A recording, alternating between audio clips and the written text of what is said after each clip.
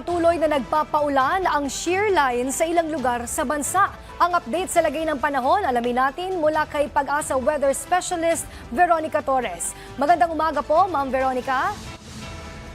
Magandang araw po sa inyo, pati rin mga nagsubaybay sa PTV Sports. Shear line ang kasalukuyan ang apekto sa silangang bahagi ng Central Zone at Northeast Monsoon naman sa nalalabing bahagi ng Northern Luzon. Saan naman natin na sa Metro Manila, Cagayan, Isabela, Quirino, Aurora, Nueva Ecija, Bulacan, Rizal, Quezon at Kalayaan Island ang maulap na papawiling, mga kalaglag na pag-ulan at mga pulong thunderstorms dahil sa shear line. Sa nalalabing bahagi ng Cagayan Valley at Cordillera, Administrative Region at saka gawin mga ulan dahil sa Northeast Monsoon. Fair weather conditions sa Ilocos Region kung saan may mga tsansa lang ng mga mahinang pag-ulan, ganoon din naman sa nalalabing bahagi ng bansa kung saan may mga tsansa lang ng mga localized thunderstorms.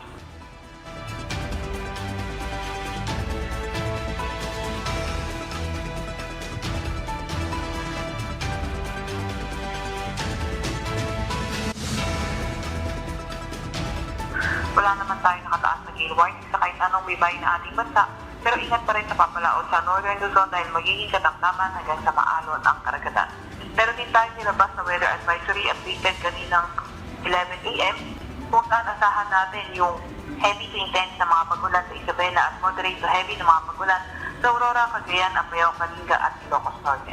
At yan naman nga muna ang update sa ating lagay ng panahon mula sa Weather Forecasting Center ng Pag-asa, Veronica Torres. Maraming salamat, Ma'am Veronica Torres.